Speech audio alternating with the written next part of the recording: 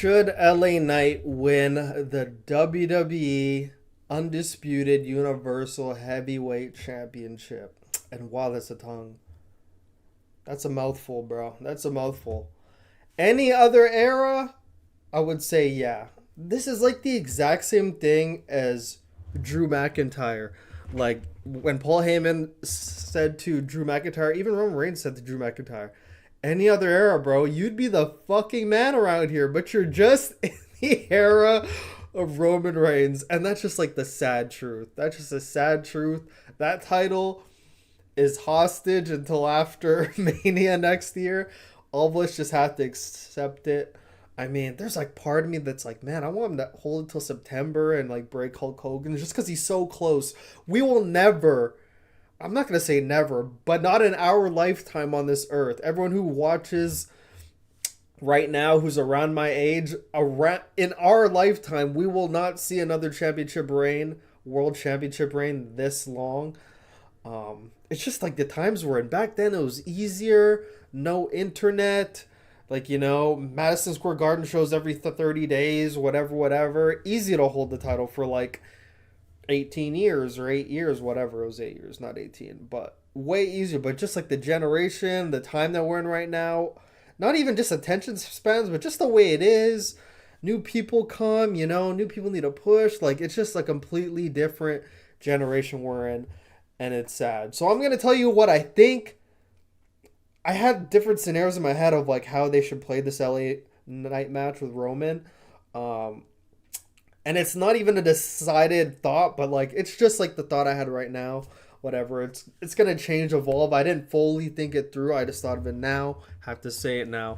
So I'll get into that before I get back into the Roman thing. So we all love disqualifications so much in matches. When people are having an awesome match, people walk in, boom, hit the guy, disqualification. What's even better, no, actually, no, I'm not going to get into that. I sidetrack a lot. But LA Knight, top merch seller 3-4 months in a row now. The fastest rising star in SmackDown history. People are starting to look at this guy's a big guy. Get him over that next hump. That's like the plan right now, or should be the plan. Like, if you have someone selling this much merch, number one merch seller, bro, take him to the moon. Make as much money as you can with him. Doesn't matter if he's 40. At 40, you got another 10 years. Like Stone Cold's like actual run up top, like the crazy run everyone talks about, was like I think it was like 3 years. Like 3 years, and then whatever came back here and there. But his like main roster run, like the big run we talked about, was like 3 years, I think. I was not really like fully developed in that time. Like that was like 1990. I was like 3 years old. Didn't watch it. Have to go back and watch it. But yeah, like for those saying you can't push him because he's 40, like bro, how many, like bro, he could have a run from 40 to 50. He's not going to be the guy for the next 10 years, but you know what I mean. He could be like a top star in the next 3-4 years. That they could get a lot out of him, top merch seller, whatever. So with this train he's on, like this train of momentum he's on, this being his first match with Roman, he cannot, like, my opinion, by the way. Let me know what you guys think in the comments too, by the way. In his first match against Roman, especially since people like already kind of know whatever, he's not going to win. He's just another stepping stone for Roman to get to WrestleMania. And especially since they did that face-off with Roman and Cody like 2 weeks ago. Like, if it was Vince, we could all be like, oh, whatever, Blanche changed, whatever. I could change, whatever. But like with Triple H, we know he's doing a way better job with storytelling, long-term storytelling as well. And like, that basically just told all of us that's the main event for the next Mania. Like, they're going to see each other again. Like, they wouldn't just randomly hit that on a SmackDown. Cody's not even a SmackDown superstar. They wouldn't have that. So, especially when they put that, I was like, oh, man, like, way to just kill it for us. Like, any, like, hope that we had for, like, LA Knight twist. Oh, God, Cody's there. So, with that being said, okay, let me get into my plan real quick before I sidetrack. Crown Jewel. We love disqualifications. But I think this is the time where if they were to do a disqualification, I think people would not mind just because they know it's for the greater good. So two different scenarios. Either LA Knight wins by countout. I know it sounds so bummy. These sound so bummy, especially since it's gonna be like the main event too. LA Knight to win by countout. And then the other one is for LA Knight. This is the one I want, by the way, because like it'll really tell fans like this motherfucker's a main player now. Like he's a main player. But like then you think like, oh, whatever. But at LA Knight, they have a long match. LA Knight hits the BFT. It's a 1. It's a 2. It's a Solo Sikoa comes in for the disqualification on LA Knight. And we're like, oh. But like, at LA Knight, whatever, Solo starts beating on him. They start beating on him. And then whatever, Cody and all them come down. And that sets up War Games. And I thought War Games at first was going to be like Cody Rhodes, Jay, LA Knight, Owens, Zayn against Judgment Day, Roman, and Solo. No, Roman, Solo, Jim, and then like Damian and Balor, you know, like something like that. Like that's gonna be like the 5-on-5. But then like it looked like they're kind of teasing with like the GMs, because I know I'll talk about it in a different video. Like now it looks like they're teasing like a Raw vs SmackDown War Games, which would be interesting if they put any stipulations on that. But so like this is just my idea. Like before all this other stuff happened. So LA Knight gets costed, they're beating on him, and then Cody makes the save. LA Knight comes on SmackDown, oh whatever, almost had you, whatever. But you know, all these other guys get in the way. So like, I want you guys in War Games, whatever. And then they set up this 5v5 with like the people I named. They have the 5v5. Don't even know what the December pay-per-view is, if there even is one. I have to go look. Whatever. That one happens. They could waste a month, whatever. And then January comes. LA Knight gets his rematch against Roman Reigns. And this time, there can be shenanigans. There always is in these Roman title matches all the time.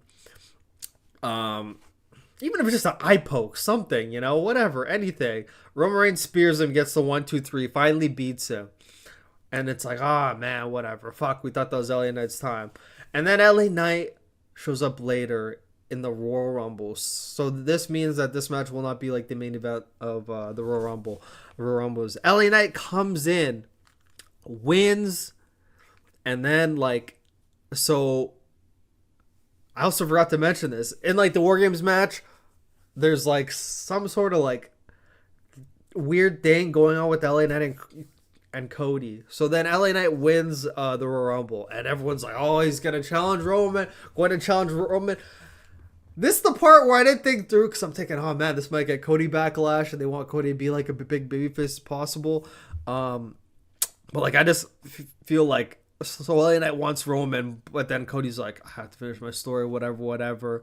And LA Knight doesn't really want to. He's like, fuck, whatever. Like, I'll go challenge Seth. Then he wins the title from Seth at Mania. But then I'm thinking all these other things. So this is just like my general thought. But there's so many factors, like the Judgment Day potentially turning on Priest at some point. When's Priest going to become this big baby face? He has the contract. Is he going to win it?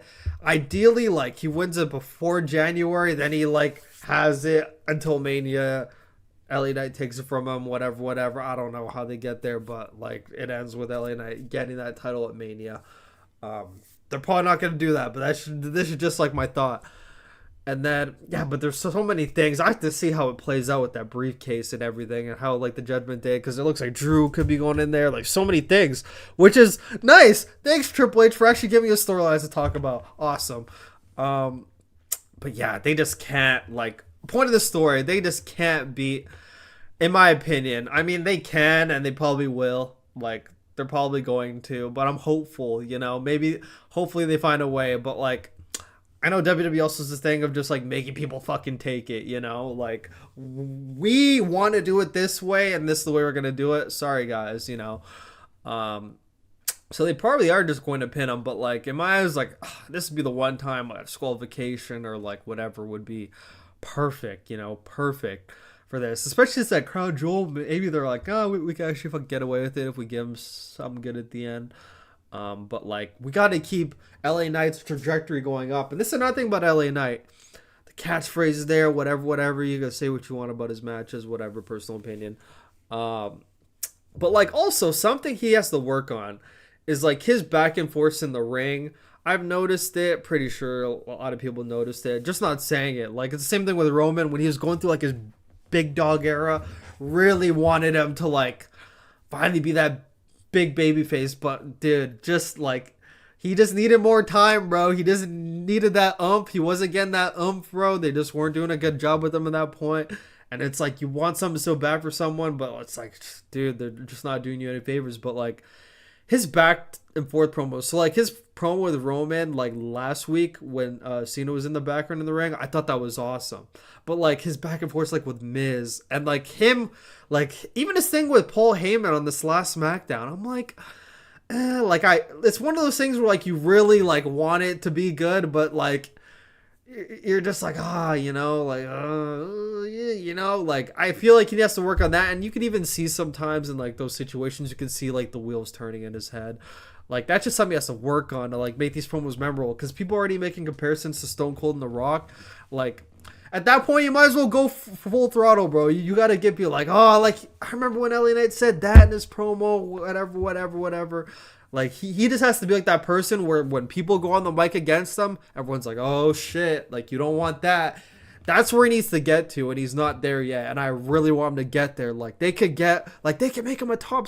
He has such a great character personality, bro. Like he just needs to be more comfortable in his own skin. I can feel sometimes like he's not fully there. Sometimes he's like there, like you can see it. But then there's like sometimes when he gets in like those like situations where it's like, okay, now it's time to not shut up, where like you could kind of see he's not fully there, but he will be. I know he will be.